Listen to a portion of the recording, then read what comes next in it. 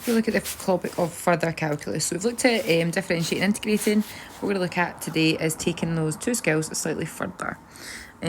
So first of all, how to deal with brackets. Now, obviously, what we're encouraging you to do previously is multiply the brackets and then integrate it or differentiate it. But if we kind of look for a pattern, if we have this bracket here, 3x plus 1 all squared, if we multiplied that out and then differentiated it and took out a common factor of 6, you will realise there actually is a connection between what you started with and this. Now, imagine a visible power of 1 here. So if we differentiated this, what we would do is we would bring our power down, have that, and then how do we get that 6? Well, what we're actually doing is we're multiplying by the derivative of this bracket, which is 3, and that gives you that 6. Okay, you decrease power by 1. We do the same with this one. So if we multiply this out, integrated it, you get that. Now again, there's a connection here. So what we've actually done is you bring your power down, which will be your 2. You decrease your power by 1, and if we differentiate that, we get 4x. And that's how we get this 8x at the front. So we're almost differentiating by normal, as normal, but we need to also differentiate what's inside the bracket and multiply by it, and that is called chain rule. The chain rule. Last one. Again, we'll do a similar sort of thing here. So if we multiply that out, you can see it takes ages, okay? Differentiated it, then kind of simplified it to make a connection between this. You realise that, again, if we brought our power down,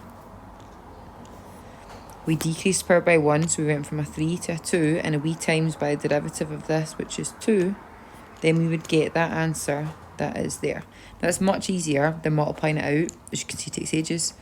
Tidying it all up and looking for that connection. So it's known as the chain rule. So it allows us basically to deal with brackets instead of multiplying them out. Sometimes it's easier to do so, but most of the time, actually, if we just apply the chain rule, it means that we don't have to worry too much about doing too many algebraic skills. Imagine it was a power of 7. So this is all differentiation.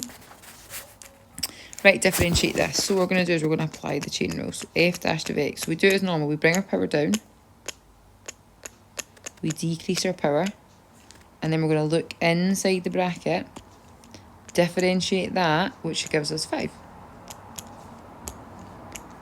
Okay, so that is the derivative of 5x plus 2.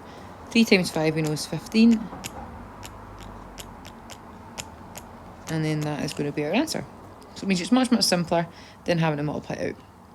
Okay, same rules apply as normal. We cannot differentiate this because we have it on the bottom. So we're going to make it a negative power. Then we can differentiate it. Bring the power down. Decrease your power. Look inside your bracket. And we're going to times by the derivative of that, which is 2. Bring your negative 3 and your 6 together. 2 together gives you negative 6. Again, that would be fine. If we needed to, we would take it back under. And that would be you. Okay, next one. So this one is fine, good to go. Bring your power down.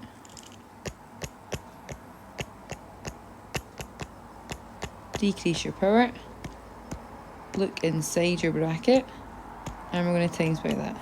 So that's going to be 4x plus 3 if we differentiate that.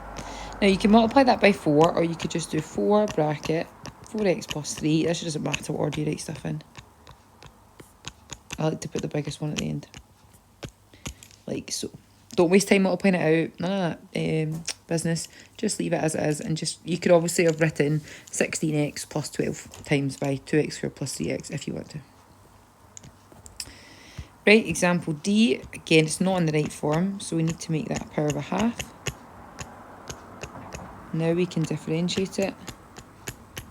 Bring your power down. Decrease your power.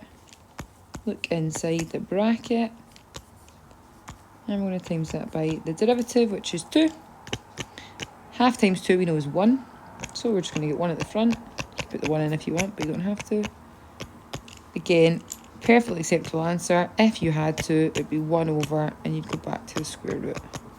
But you don't have to unless you have to sub in a number without a calculator, remember. Last one, again, not in the right form. So power of a half, first of all, you could do this in one step if you wanted. Bring it up and make it negative. Okay, now differentiate it. B dashed of x is negative a half. Decrease your power. Look inside of the bracket. It gives us 3 if you differentiate 3x plus 2. So a half, negative a half times 3 is negative 3 over 2. 3x plus 2 to negative 3 over 2.